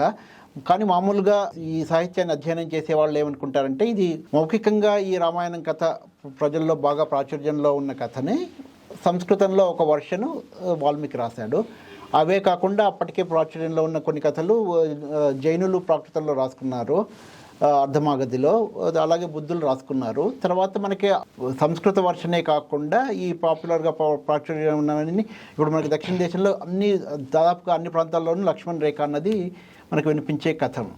అదేదో వాల్మీకి రామాయణం తీసుకొని పనిగట్టుకొని మార్చారా, లేకపోతే అంతకుముందే ఉన్న మౌఖికంగా ఉన్న ఇదే అన్నది మనం ఉండొచ్చు. కాబట్టి ఈ రామాయణాన్ని అందరూ తమ సొంతం చేసుకొని, మీరు ఒకటి చెబుతూ ఉంటారు, రాముడు నడవని చోట కానీ, సీత బట్టలు ఆరవేసుకొని చోట కానీ భారతదేశంలో ఎక్కడా ఉండదు అని. సో ఆ రకంగా మనకి రామాయణాన్ని, నేను చిన్నప్పుడు ఒకసారి ఎప్పుడో చెప్పాను, రామాయణాన్ని, మహాభారతాన్ని పిల్లలకి చెబుతున్న కుటుంబాలన్నీ భారతీయ కుటుంబాలే అని. అంటే అమెరికాలో ఉన్న ఎక్కడున్నా కానీ మనం ఒక రకంగా హిందువులు అన్న నిర్వచనానికి కానీ, భారతీయులు అన్న నిర్వచనానికి కానీ రామాయణాన్ని, మహాభారతాన్ని చెప్పుకుంటున్న వాళ్ళందరూ ఆ పరంపర మనం ఇంకా కొనసాగిస్తున్నాం. కాబట్టి ఆ రకంగా రామాయణాలు మనకి, నేను జోసెఫ్ క్యాంబెల్ మిథాలజీలో వంటి దాన్ని నమ్ముతాను. కాబట్టి ఒక కథని ఒకే రకంగా ఉండదు. ఆ మిథాలజీ ఎప్పుడు మార్పులు చెందుతూ ఉంటుంది. దానికి చిలువలు పలువలుగా మార్పులు అనేవి జరుగుతూనే ఉంటుంది. అలా ఉన్నదే లివింగ్ మిథాలజీ అవుతుంది. కాబట్టి మనకి రామాయణం మార్పులు చెందితే తప్పులేదు. ఇప్పుడు ఏదో పని కట్టుకొని ఇది మాత్రమే చెప్పాలి, ఇలాగే రాయాలి, ఇదే వాల్మీకము, ఇదొగితే ఆ వాల్మీకం అని చెప్పుకోవడం అనేది నిజానికి భారతీయ తాత్విక దృష్టికి భిన్నమైనది, వ్యతిరేకమైనది అని నా అభిప్రాయం. నేను చదివింది ఏంటంటే రామానుజన్ ఎక్కడో వాల్మీకి రామాయణము రామచరిత మానస్కు భిన్నంగా రాముడు సీత సిబ్లింగ్స్ అవును అని రాశాడు. అదే కాంట్రవర్సీ అయింది. అంతే కదా, మన రారుద్ర గారు కూడా రాముడికి సీత ఏమవుతుందని ఒప్పుకొని రాశారు. సో అది ఎక్కడో ఆ షేడ్ కూడా ఉందేమో బహుశా. అన్ని రకాల కథలు ఉన్నాయి. అదే అందుకే కాబట్టి రారుద్రాల అన్నాడు, అంటే ఇంటింటి రామాయణం. తర్వాత ఈ గణపతికి ఇరాన్కు ఏంటి సంబంధం అంటే అదే మనకి చాలా విచిత్రమైన విషయం ఏంటంటే, మనకి నిజానికి ఋగ్వేదంలో ఉండే మతం, మనం అందరం వేదాలను నమ్ముతూ ఉంటాము. వేదాలను నమ్మిన వాళ్ళే ఆస్తికులు, వేదాలను నమ్మని వాళ్ళు నాస్తికులు అంటూ మనకి చెబుతూ ఉంటారు. ఆ రకంగా చూసుకుంటే మనం ఇప్పుడు వేదంలో వర్ణించిన మతాన్ని ఇప్పుడు ఎవరూ అవలంబించటం లేదు. అంటే మనం అందరం నాస్తికులమే. నాస్తికుల డెఫినేషన్ ఏంటంటే వేదాలని ప్రమాణంగా తీసుకున్న వాళ్ళు ఆస్తికులు. నేతి రైట్. కాబట్టి వేదంలో మనకి ఇంద్రుడు ప్రధానమైన దేవుడు. మనకు 1000 సూక్తాలు ఉంటే అందులో 250 సూక్తాలు ఇంద్రుడి గురించి, 200 సూక్తాలు అగ్ని గురించి, 50 బృహస్పతి గురించి, 50 సూర్యుడి గురించి, మిత్రుడు, వరుణుడు, పూషానుడు, ఆర్యమస్, అశ్విని దేవతలు, వీళ్ళు దేవతలు, ప్రధానమైన దేవతలు. మనకిప్పుడు మనం ప్రధానం అనుకుంటున్న విష్ణువు గురించి ఒకే ఒక్క సూక్తం ఉంది అంతే. ఇంకో అది కాకుండా ఇంకా 3 సూక్తాలు ఇంద్రుడికి సహాయకుడిగా వెళ్ళినప్పుడు ఉపేంద్రుడు, ఇంద్రుడికి సహాయకుడు, సబార్డినేట్ టు ఇంద్ర అన్నమాట, ఉపేంద్రుడిగా వెళ్ళిన 3 సూక్తాలు ఉంటాయి. కాబట్టి విష్ణువు అన్నది ప్రధాన దేవుడు కాదు. ఇప్పుడు మనకి పురాణ యుగం వచ్చేసరికి మనకి త్రిమూర్తుల కాన్సెప్ట్, భావన ఏర్పడి రుద్రుడు, విష్ణువు వీళ్ళు ప్రధాన దేవతలుగా అయ్యారు. అది మాత్రం వేదాల్లో ఆ రకమైన భావన లేదు. మీరు యాక్చువల్గా ఋగ్వేదంలో కొన్ని శ్లోకాలు కూడా అనువదించారు. తర్వాత ఇంకోటి ఏదంటే ఈ నాసదీయ సూక్తం, దాన్ని కూడా అనువదించారు.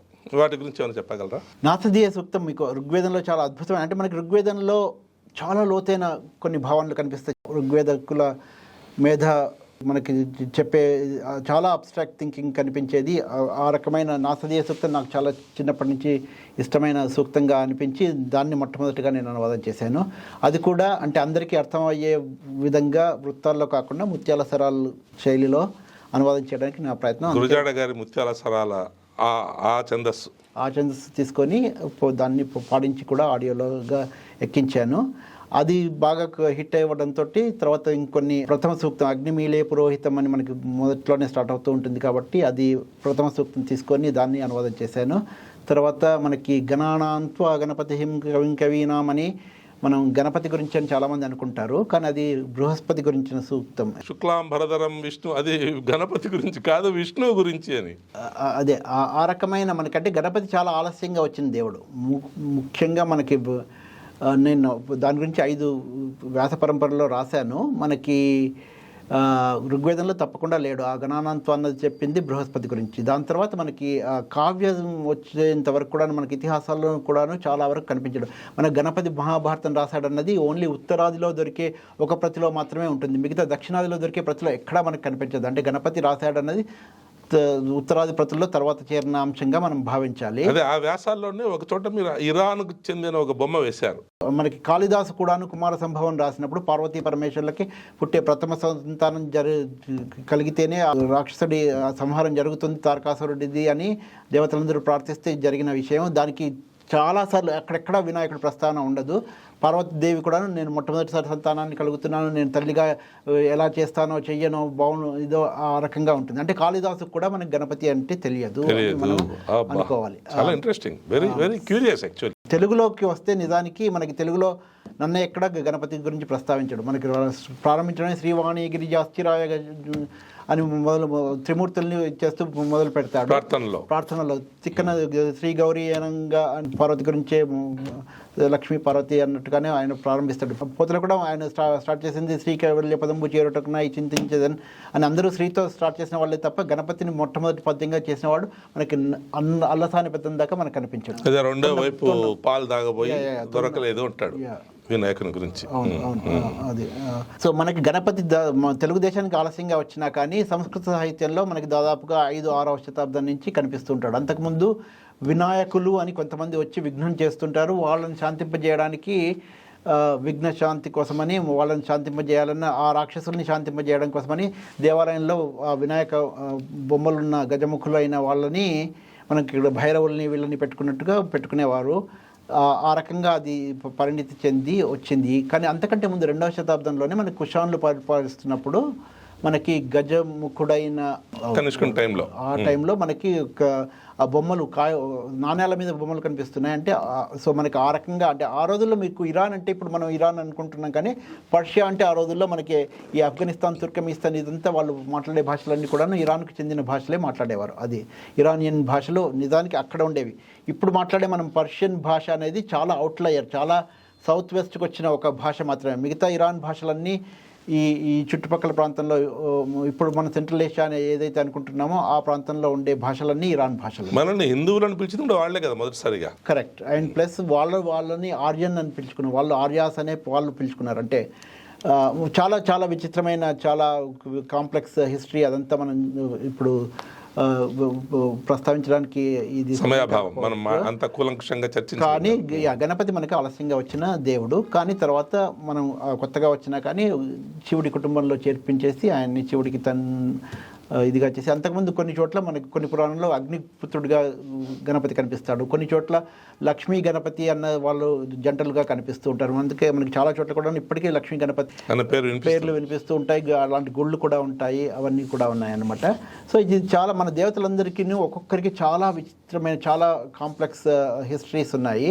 చాలామంది దేవతలు మర్జ్ అయిపోయారు. మనకి మురుగన్ కానీ, సుబ్రహ్మణ్య స్వామి, కుమారస్వామి, వీళ్ళు రుద్రుడు, శివుడు, కార్తికేయుడు, కృష్ణుడు, విష్ణువు మర్జ్ అవ్వడం కూడా. మనకి విష్ణువు ఋగ్వేదంలో చెప్పినప్పుడు చాలా ఆదిత్యుడు, అంటే బాగా మెరిసిపోతూ, అది హరి అంటే కూడాను ఎల్లోయిష్ బ్రౌన్గా ఉన్నవాడు, కృష్ణుడేమో నల్లగా ఉన్నవాడు. సో మనకి చాలా, అంటే అందుకే మనం వేదాల్లో పూజించిన దేవతలకి, పురాణాల్లో పూజించిన దేవతలకి మధ్యలో చాలా కాంప్లెక్స్ చేంజెస్ వచ్చాయి. అంటే నేను అనుకోవడం, వేదాల్లో ఉన్నది ఒక రకమైన ఒక రకమైన తెగ వాళ్ళ దేవతలు అయితే, ఇక్కడ ఆల్రెడీ ఉన్న స్థానికులు ఉన్న దేవతలు తర్వాత మళ్ళీ ప్రాబల్యం పొంది వాళ్ళు ప్రథమ స్థానం తీసుకొని, ఋగ్వేదంలో చాలా అత్యంత శక్తివంతమైన ఇంద్రుడు ఒక రకమైన జోకర్గానో, ఉమెనైజర్గానో, శక్తిహీనుడుగా ప్రతిసారి తన పదవి కోసమని విష్ణువు దగ్గరికి,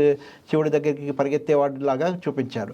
కానీ ఋగ్వేదం చదివిన వాళ్ళు ఎవరికైనా తెలుసు, ఇంద్రుడు వచ్చాడంటే ఇంకా మిగతా ఎవ్వరు ఆయన ధాటికి నిలవలేరు. ఆయన వజ్రాయుధం వేశాడంటే ఇంకా అసలు ప్రపంచంలో ఆయనకు ఎదురు నిలిచే శక్తే లేదు అన్న ఆ రకమైన మతాన్ని ఋగ్వేదం వర్ణిస్తుంది. అందుకేనే గురుజాడ గారు మనుషులు చేసిన దేవుళ్ళారా మీ పేరు ఏమిటి అని రాశారు.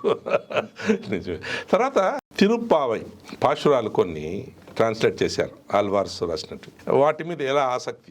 అంటే అదే, నాకు నిజానికి భద్రాజు గారిని 1999లో ఈ మాట పత్రిక పెట్టిన తర్వాత, ఆయన్ని కలిసిన తర్వాత నేను ఆయనకు వెంటనే ఇన్స్టెంట్గా ఆయన అద్భుతమైన భాషాశాస్త్ర జ్ఞానానికి ఇదైపోయి నేను ఆయన శిష్యుడిగా మారిపోయాను. అప్పటి నుంచి భాషాశాస్త్రం మీదే నా ఆసక్తి. ఒక రకంగా భాషాశాస్త్రం తెలుసుకోవాలి అంటే నేను ఆ భాషలని లోతుగా అధ్యయనం చేయాలి. నాకు అనువాదాలు ఏమిటంటే ఆ భాషల్ని అధ్యయనం చేయడానికి ఒక రకమైన సాధనంగా నేను పరిగణిస్తాను. అంటే నేను స్వతహాగా నేను కవిత్వం రాసింది పెద్దగా ఏం లేదు, చిన్నప్పుడు ఏదో గిలికి ఉంటానేమో, కానీ అవి నేను ఇప్పుడు కవిత్వాలుగా పరిగణించాను. కానీ ఈ సాహిత్యం మీద ఎప్పటి నుంచో ఆసక్తి, ఒక రకంగా అభిరుచి ఏర్పడింది. కాబట్టి ఆండాల్ తిరుప్పావై అంటే ఆవిడ 7వ శతాబ్దం 8వ శతాబ్దానికి చెందిన స్త్రీ కవయిత్రి. ఆవిడ చేసిన పాశురాలు మనకి ధనుర్మాసంలో అందరూ పాడుకుంటూ ఉంటారు. అవి చాలామంది అనువాదం చేయడానికి ప్రయత్నించారు, కానీ నాకు చాలా సంతృప్తికరంగా అనిపించలేదు. కృష్ణశాస్త్రి గారు చేశారు, ఆయన లక్ష్మణరావు గారు కూడా చేశారట, లక్ష్మణ యతీంద్ర కవులు చేశారు. దాని తర్వాత బాపు రమణ, ముల్లపూడి బాపు రమణకు చేశారు. అదే ముల్లపూడి బాపు రమణలో ముల్లపూడి వెంకటరమణే కనిపిస్తాడు, అందులో ఆండాలు కనిపించదు. కృష్ణశాస్త్రి కవితల్లో కృష్ణశాస్త్రి కనిపిస్తాడు తప్ప ఆండాలు కనిపించదు. నాకేమిటంటే ఆ తమిళంలో ఉండే టోన్, టెనర్ అంటారు చూసారా, అది ఆండాలంటే మన గోదాదేవిగా ఆముక్తమాలేదులో వచ్చే గోదాదేవి. సో ఆవిడ రాసిన కవిత్వంలోని ఆ గొంతుని, ఆ ధ్వనిని, ఎక్కడ ఎంతవరకు ఆవిడ చెప్పిందో అంతవరకు మాత్రమే చెప్పడం అనేది చేస్తూ అనువాదం ముఖ్యంగా మనకి ఎందుకంటే ఈ ధనుర్మాస వాటిల్లో ఇప్పుడు బాణీలతో మనకి వినిపిస్తూ ఉంటుంది తమిళంలో, అదే బాణీలో అదే ట్యూన్లో అదే రాగము తాళం పాటిస్తూ తెలుగులో డబ్బింగ్ పాటగా వినిపించకుండా తెలుగు పాటగా తెలుగు నోటికారానికి తగ్గట్టుగా అనువాదం చేస్తే బాగుంటుంది అని అనిపించి ముందు ఒకటి చేస్తే చాలా బాగుందని అందరూ మెచ్చుకోవడంతో మిగతా 30 అది నేను పూర్తి చేసి వాటిని అదే బాణీలో ఉంటుందా? అదే బాణీలో చాలా కష్టం అది. అదే బాణీలో అదే భావం వచ్చేట్టుగా ఆవిడ ముఖ్యంగా ఆవిడ కొన్ని అచ్చ తమిళ పదాలు వాడుతూ ఉన్నప్పుడు నేను వీలైనంత వరకు అచ్చ తెలుగు పదాలు వాడడానికి ప్రయత్నిస్తూ ఇప్పుడు ఎందుకంటే మార్గరి తింగల్ మది నిరైంద నిన్నాలాల్ నీరాడ పోదువీర్ అని పిలుస్తూ ఉంటుంది. నీరాడం అంటే అక్కడ స్నానానికి పోదామని పిలుస్తూ ఉంటుంది. నీళ్ళల్లో ఆడడం మనకి ఇప్పటికీ అదే నీలాటి రేవు అంటుంటారు మనకంటే నీళ్ళాడే రేవు అంటే స్నానం ఆడే రేవు మనకి అదే ఎవరో అన్నారు మీ తెలుగులో మీరు స్నానానికి ఏమంటారంటే స్నానం అని అంటాం అంటే సంస్కృతం తెలియనప్పుడు తెలుగు వాళ్ళు స్నానం చేసేవాళ్ళు కదా అంటే అదేం కాదు. కాబట్టి మనకి నీరాట అన్నది స్నానానికి మారుగా పోతన భాగవతంలో కూడా వాడుకున్నాడు. అది నేను తెలుసు కాబట్టి నేను కూడా నా అనువాదంలో మార్గశిర మాసం మది నిండు వెన్నెల వేళ నీరాడ పోదుము నెమ్మిక నెలతల్లారా. బాగున్నాయి. నెలత అనే పదం ఈ మధ్య చాలా మంది నెమ్మిక అన్న పదం కూడా చాలా కరెక్ట్. అక్కడ అచ్చ తమిళ పదం వాడినప్పుడు నేను ఇక్కడ అచ్చ తెలుగు పదం వాడడానికి ప్రయత్నించాను.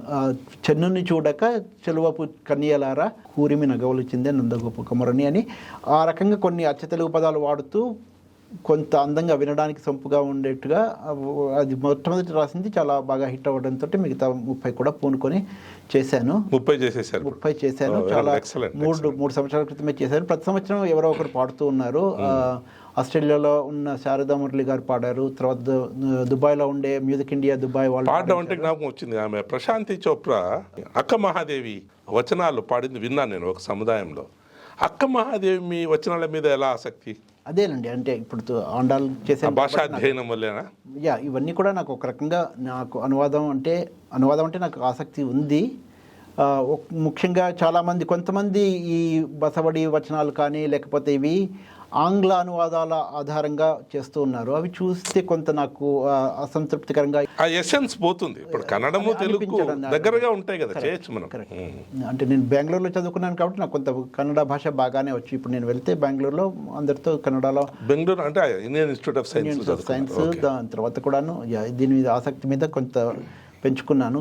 నేను అనువాదం చదివాను. అక్క మహాదేవి వచనమా నెలయిందా నిదాన అదంతా ఉంది కదా, దాదాపు తెలుగులాగే ఉంటుంది. అవును, అదే దాన్ని కాస్త మనము రిఫైన్ చేస్తే తెలుగు అయిపోతుంది. అవును, అదే నేను చెప్పేది. అంటే మన కన్నడ నిజానికి అదే కూడల సంగమ దేవ అని ఉన్నది, అది ఇంగ్లీష్లో గాడ్ ఆఫ్ కాన్ఫ్లుయెన్స్ అని ఇంగ్లీష్లో రాస్తే దాన్ని మళ్ళీ తెలుగులోకి రాసుకునేటప్పుడు చాలా కృతకంగా అనువాదం చేసిన అనువాదాలు చాలా చూసిన తర్వాత నాకు అనిపించి కొన్ని బసవడి కూడా చేశాను. కానీ ఇప్పుడు అక్క మహాదేవి కూడా చేయాలి అంటే ఆండాలు కూడా చేశాను. వీళ్ళందరూ చాలా అంటే నాకు వీటన్నిటి కూడా నేను మంచి ఉపోద్ఘాతం రాయాలని వీళ్ళందరూ చాలా సోషల్ రిఫార్మ్స్ తీసుకురావడానికి ఆ రోజుల్లో ఉండే వాటికి కొంత రెబల్గా చేస్తూ కూడా చేసిన కవుల్లో కవయిత్రుల్లో ఉన్నవారు కాబట్టి వీళ్ళది కొంత బయటకు తీసుకురావడం అవసరమని నేను చేస్తున్న అనువాదాలు. అక్క మహాదేవి వచనాలన్నీ మన శ్రీశైలం దగ్గర గుహలో రాశాడు ఆవిడ. అవును, చాలా అద్భుతమైన వచనాలు. భక్తి పారవశ్యంలో ఒక రకమైన లింగ విచక్షణ కూడా లేకుండా ఆ కవిత్వం ఉంది అని చాలామంది అంటారు. మీరు ఇంత కూలంకుషంగా అలు పెరగకుండా ఇన్ని రకాల పరిశోధన ఇంతగా కృషి చేస్తున్నారు. ఇక మీద రాబోయే ఇంకేంటి ముందటి ప్రణాళిక ఏంటి? ముఖ్యంగా అంటే నేను చేస్తున్న నా ఉద్యోగం కాకుండా ఇప్పుడు భాషా శాస్త్రజ్ఞునే మాత్రమే చెప్పుకోవాలి. కాబట్టి భాషాశాస్త్ర అధ్యయనమే నా మూల పరిశోధన. మిగతావన్నీ ఒక్కొక్క రకంగా దానికి అనుకరించే సాధనాలని మాత్రమే అనుకుంటాను. అనుబంధమైన కాబట్టి నాకు కొంత కవిత్వం మీద ఆసక్తి ఉంది కాబట్టి అనువాదాలు చేస్తూ ఉంటాను. ఆ అనువాదాలు కూడాను నా భాషా శాస్త్రానికి ఉపకరించినంత వరకు. స్పెసిఫిక్గా ఏదైనా వర్క్ చేస్తున్నారా ఇప్పుడు? అదే ఈ అక్క మహాదేవి చేస్తాను. బసవడి వచనాలు కూడా కొన్ని చేశాను. వాటిని ఎప్పుడైనా నేను బయటికి తీసుకురావచ్చు. అలాగే నేనంటే మిగతావి కూడాను ఈ రకంగా భారతీయ భాషల నుంచి అనువాదం చేయాలని ఇప్పుడు గుజరాతీ వైష్ణవ జనతో కొన్ని చేశాను. నరసింహ మేత చేసి నేను ట్రాన్స్లేట్ చేశాను. వైష్ణవ జనతో బాగుంది, చాలా బాగుంది పాట. గాంధీ గారికి ఎందుకు ఇష్టమైన పాట అర్థం తెలిసిన తర్వాత చాలా నచ్చింది ఆ పాట, అందువల్ల తెలుగులో రాశాను నేను కూడా. కొన్ని టాగోర్ అంతకుముందు అనువాదం చేశాను. టాగోర్ చేసిన గీతాంజలిని కూడా ఆంగ్లం నుంచి చేసిన అనువాదాలు చాలా పాపులర్ అయ్యాయి. చలం రాసినది కూడా. చలం నాకు బాగా ఇష్టమైన రచయిత, కానీ ఆయన కూడా కొన్ని ఘోరమైన తప్పులు చేశాడు. ఆయన ఇంగ్లీష్ నుంచి అనువాదం చేస్తూ ఆయన వేసవి గురించి రాస్తూ వేసవి నిట్టూర్పులతో వడగాళ్ళతో వచ్చిన కిటికీ మీద వాలింది అని చలం రాశాడు.